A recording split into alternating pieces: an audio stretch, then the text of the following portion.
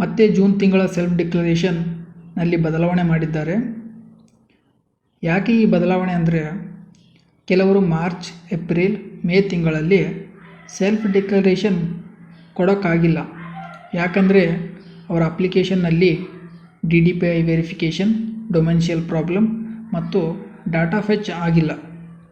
ಇದರಿಂದಾಗಿ ಅವರು ಕಳೆದ ತಿಂಗಳ ಸೆಲ್ಫ್ ಡಿಕ್ಲರೇಷನ್ ಕೊಡೋಕ್ಕಾಗಿಲ್ಲ.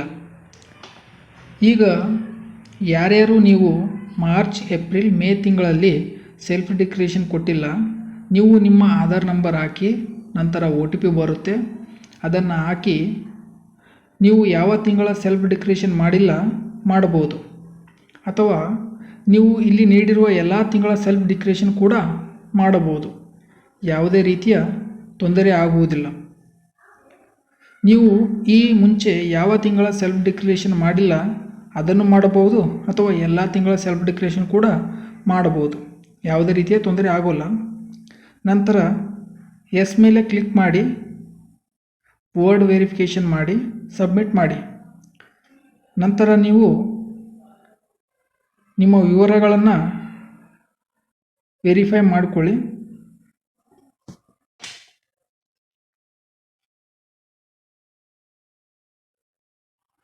ಪುನಃ ಸಬ್ಮಿಟ್ ಮಾಡಿ.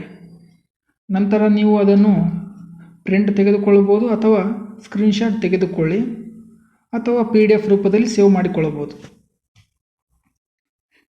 ನಿಮಗೆ ಯುವನಿಧಿ ಬಗ್ಗೆ ಯಾವುದೇ ರೀತಿಯ ತೊಂದರೆಗಳಿದ್ದರೆ ಕಮೆಂಟ್ ಮಾಡುವುದರ ಮೂಲಕ ತಿಳಿಸಬಹುದು.